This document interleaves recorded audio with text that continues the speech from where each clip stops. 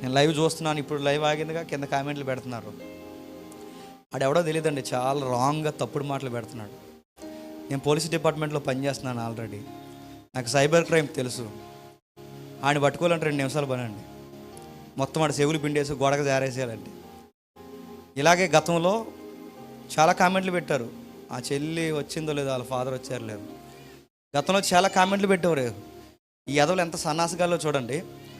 అప్పుడు అలాగే కామెంట్లు పెడుతున్నప్పుడు రిపీటెడ్గా పెట్టేసేవారు. ఎంత నీచులు అంటే అండి వీళ్ళు, నా పుట్టిన కూతురిని, నా భార్యను కూడా వీళ్ళు ఎద్దేవి చేస్తూ పెట్టేవారు. ఆ టైంలో నాకు చాలా కోపం వచ్చింది. సైబర్ క్రైమ్ నా ఫ్రెండ్స్ ఉన్నారు, వాళ్ళని పట్టుకుని దీని లొకేషన్ ఎక్కడ వస్తుంది ఏంటో చూస్తే సరిగ్గా కాకినాడ లొకాటాలో వచ్చింది.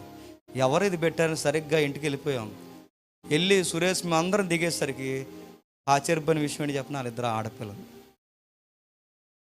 నాకు విచిత్రం అనిపించింది, ఎవరు మీతో ఇలా పెట్టిస్తున్నది నేను వాళ్ళ పేరెంట్స్ ముందు అడిగాను. వాళ్ళ ఇంతకీ వాళ్ళ పేరెంట్స్ మన వాక్యం వింటారు, వాళ్ళ పేరెంట్స్ కూడా మన చర్చకు వస్తారు, కానీ ఆ పిల్లని అలా మౌల్డ్ చేస్తారని వాళ్ళకి తెలియదు.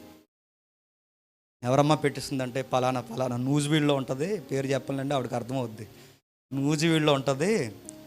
మరొక ఆవిడ ఈ పక్కన ఉందంటే బెక్కవాళ్ళ దగ్గరలోని ఈ స్పీకర్లు, లేడీ స్పీకర్లు, వీళ్ళిద్దరూ కలిసి అక్కలిద్దరు మాతో పెట్టిస్తున్నారు, మాకేం తెలియదు అన్నయ్య అని చెప్పినప్పుడు నేను అన్నాను, మిమ్మల్ని ఏమన్నా చేయాలంటే ఇప్పుడు మేము మీద కేసు పెట్టి మీ చదువులు ఎప్పటికిప్పుడు అర్ధాంతరంగా ఎగిరిపోను అన్నయ్య. మీ అమ్మాయిని నేను ఏమన్నా కానీ మీ అమ్మాయికి చెప్పండి ఇది మంచి పద్ధతి కాదు అని. అప్పుడు ఆ అమ్మాయి అంది, జేమ్స్ అని కూర్చుని నేను చాలా తప్పుగా మాట్లాడాను. తర్వాత చర్చకు వచ్చింది, ఇక్కడికి వచ్చింది, ప్రేయర్ చేయించుకుంది, కాంపిటేటివ్ ఫీల్డ్కి వెళ్ళింది. అక్కడి నుంచి అప్పుడప్పుడు ప్రేయర్ చేయమని ప్రార్థన చేస్తుంది. అప్పుడు అన్నది, నేను విన్నాయి వేరు, నేను చూసింది వేరు. అలాగే వీళ్ళని పట్టుకోవాలంటే ఎంతసేపు అండి చెప్పండి. ఈ గొట్టంగాడు ఎవడాడుతున్నాడు కామెంట్లు. మళ్ళీ వీడికి స్టిల్లు, అంబేద్కర్ స్టిల్లు. వీడికి నిజంగా అడుగుతాయండి, రే బాబు నీకు నిజంగా ఉంటే రా, ఇదిగో నీకు అంత ధైర్యంగా ఉంటే రా, వచ్చి నిలబడి అక్కడ నిలబడి మాట్లాడు, జేమ్స్ నువ్వు బాత్ చేయడానికి నీకు అర్హత లేదు, జేమ్స్ ఆగిపో అను. నీకు అంత గిలుంటే, నీకు ఇంగ్లీష్ వస్తే, ఇంగ్లీష్ వచ్చే రాదో, నీకు ఇంగ్లీష్ వస్తే, కొన్ని ఎవరైనా ఇంగ్లీష్ వచ్చిన ఉంటే 25 పేజీలు జడ్జిమెంట్ కాపీ ఉంటుంది. ఈ కోర్ట్ అంటే ఏంటంటే ఇంక అంతే సాగతలేక ఈ కోర్ట్ అంటారు దాన్ని, ఆన్లైన్ కోర్టు, ఇంటర్నెట్ కోర్టు.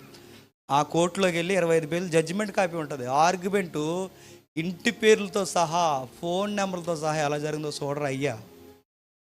ఇవన్నీ మనం బయట చెప్పకూడదు, ఎందుకంటే ఇక్కడ ఎంత చక్కటి వాక్యం చెబుతుంటే ఇవన్నీ ఇలా మాట్లాడుతుంటే వీళ్ళు ఎవరు మారుస్తారు? ఇప్పుడు చెప్పండి, వాళ్ళకి ఆత్మ ఉందంటారా?